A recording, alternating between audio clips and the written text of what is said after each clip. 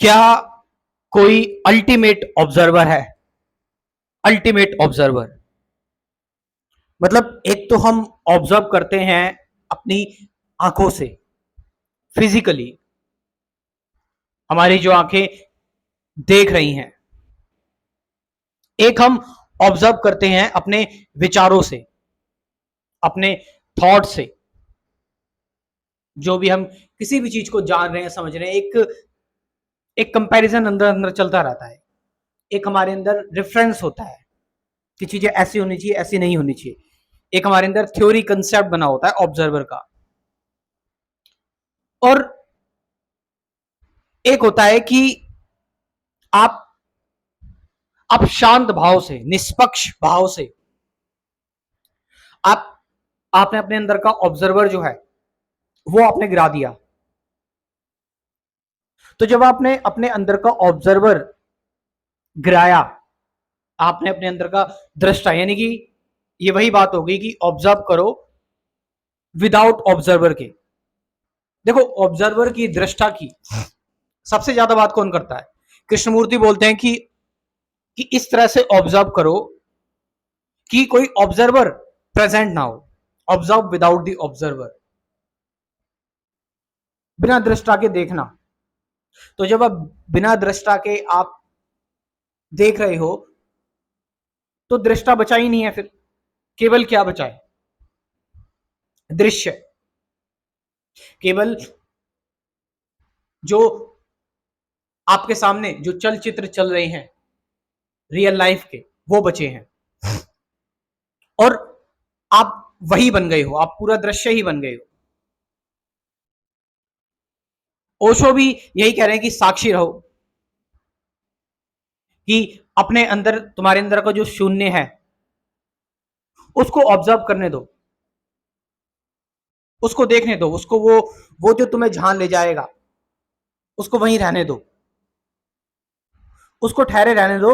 लेकिन उस ऑब्जर्वेशन में, उस देखने में, उस विटनेस करने में, उस साक्षी भाव में जो भी नेचुरली चीजें हो रही हैं, जो भी नेचुरली निकल रहा है, आप उसके हिसाब से चल रहे हो।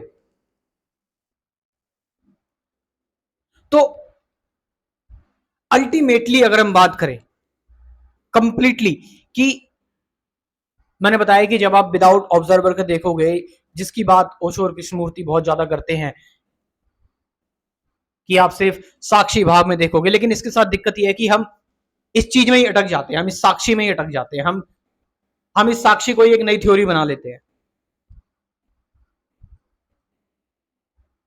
अल्टीमेटली क्या कोई दृष्टा है जो संपूर्ण जगत को देख रहा है बस खाली?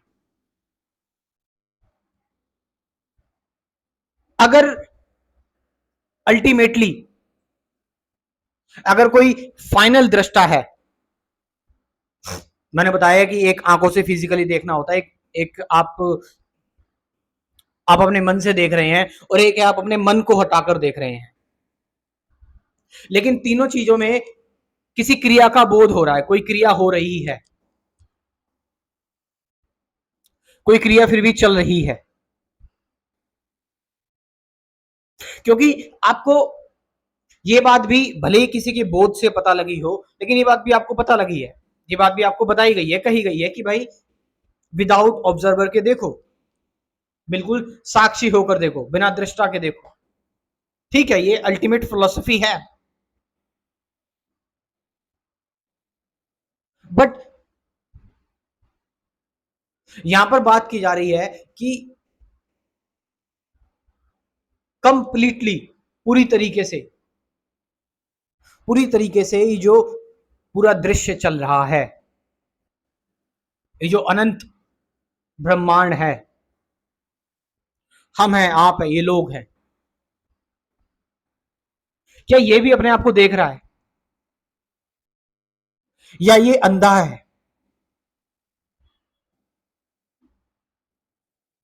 क्या ये ब्रह्मांड अपने आप को ही देख रहा है? या फिर आप जब अपने मन को, अपने विचारों को गिराते हैं तो आप इसमें सम्मिलित हो जाते हैं और आप इसके हिसाब से देख रहे हैं, अनंत होकर अपने आप को देख रहे हैं।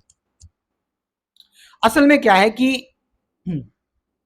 कोई ऑब्जर्वर है ही नहीं, there is no observer, ultimately भी कोई ऑब्जर्वर नहीं है, क्योंकि अनंत कभी भी अगर इनफाइनाइट है, अनंत है,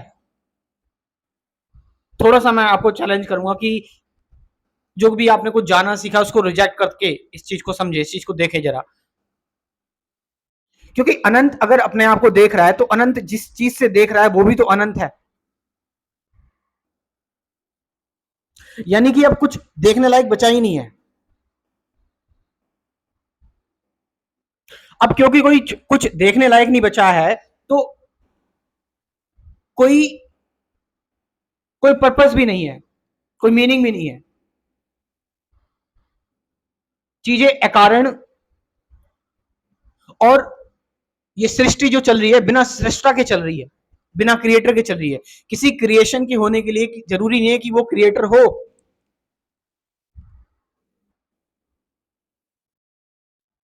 अब ये बहुत मतलब ये बातें बचेंगी नहीं, मेरे को पता है,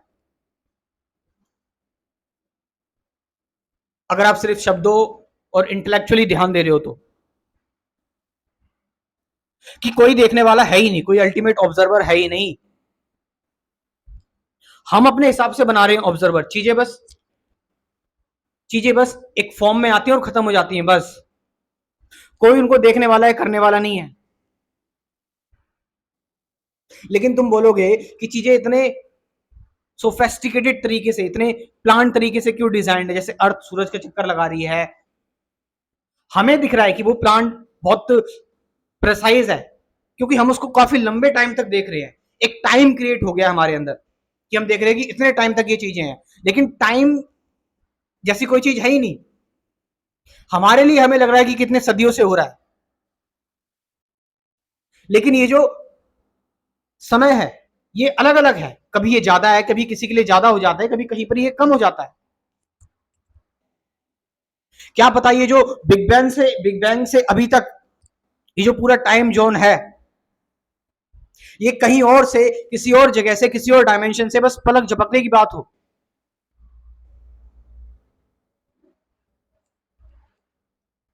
तो अब इससे क्या मतलब हुआ, इससे क्या निष्कर्ष निकला, प्रैक्टिकली हम क्या करें? प्रैक्टिकली इसका निष्कर्ष ये निकला है कि चीजें जैसी हो रही है उनको वैसे होने दो, वो अपने समय पर उठेंगी और खत्म हो जाएंगी। आपके अंदर गुस्सा आ रहा है, चिंता है, भय है, डिप्रेशन है, उसको जैसा विचार आ रहे हैं, जैसे आ रहे हैं आने दो, अपने समय पर आएंगे और खत्म हो जाएंगे बस। कोई उनको कंटिन्यूटी देने की जरूरत नहीं है। अगर तुमने उनको देखने स्टार्ट कर दिया, कंटिन्यूटी देनी स्टार्ट कर दी, तो वहां पर एक नई मैट्रिक्स और नया संसार खुल जाएगा, फिर तुम उसमें लड़ते चले जाओगे, उसमें लड़ने स्टार्ट कर दोगे। आप समझ रहे इस चीज को? तो लास्ट में मैं ये कहूंगा कि एक सही एजुकेशन और सही स्पिरिचुअलिटी का ज्ञान और सही ध्यान क्या है, सही मेडिटेशन क्या है, इसके लिए मैंने एक क्रैश कोर्स प्रिपेयर किया हुआ है, और ये अब इतना सस्ता कर दिया गया है सच में कि इसको हर एक व्यक्ति का अफोर्ड कर सकता है। ओनली 750 का, 750 रुपए का, और इस 750 में है 24 वीडियोस, 24 वीडियोस, किस किस टॉपिक के बारे में?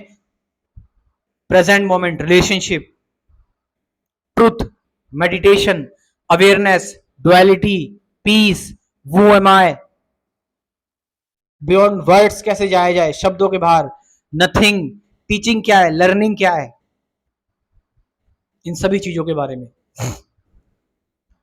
तो मैं चाहता हूं कि आप इस प्रोग्राम को अब ज्वाइन करें, क्योंकि आप सभी लोगों की रिक्वेस्ट पर मुझे कई सारे लोगों ने कहा कि प्राइस बहुत महंगा है, लेकिन इतने में तो एक जीन्स ही आती है आज के टाइम पर। तो आप इस प्रोग्राम को ज्वाइन करें और चीज़ों को जानें, चीज़ों को समझें कि एक्चुअल में मेडिटेशन क्या है, एक्चुअल में स्पिरिचुअलिटी क्या है।